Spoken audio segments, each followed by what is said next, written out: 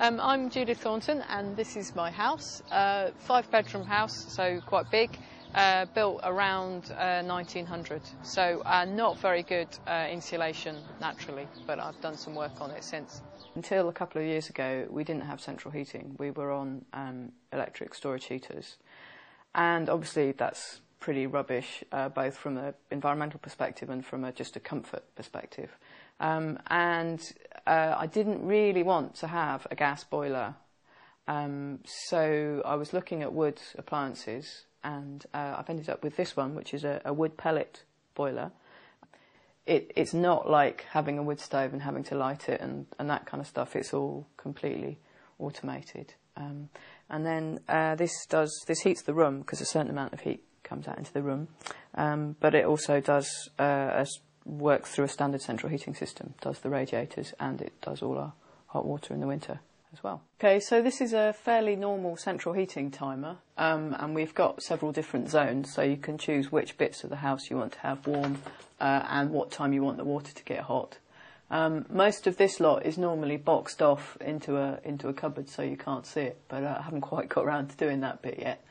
So we're now upstairs where the hot water tank is. So the boiler is connected to it's a conventional hot water cylinder with a coil in. The pipes all come up from the boiler downstairs into our hot water tank in there.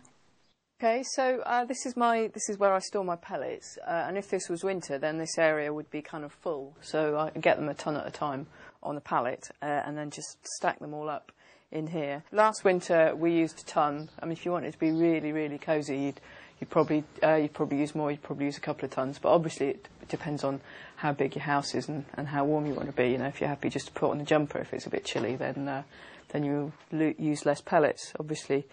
And so this area was kind of completely full of pellets in the winter, and then basically you just carry sacks through into the house every day or two. Long bags, they're sort of slightly sausage shaped, so they're sort of quite easy to carry considering they're 15 kilos. You basically just pour the pellets in the top.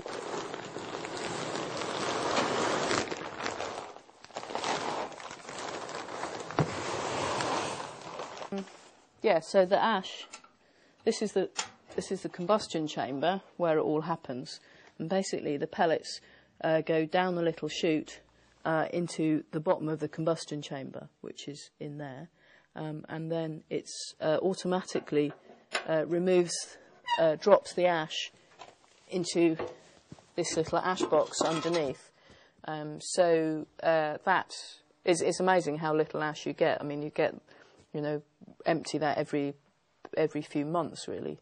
You can adjust all the settings on it, but basically, if you want the heating on, you just hit a button. Last winter we used about a ton of pellets, and that's about 200 quid delivered. And obviously if you wanted to be really, really toasty warm, you'd probably use more. Yeah. They are a little bit noisy, but it's because it's got a combustion air fan to make sure it burns efficiently. Just like you'd get a gas boiler technician in to service your gas boiler once a year, this boiler gets a service visit once a year, and that's, well, I mean, actually it's 150 quid, and that actually covers as many visits as it needs. Because this is an appliance that's on the list of approved appliances under the government grant system, the low carbon building programme, I got a £1,500 grant towards the cost of the installation.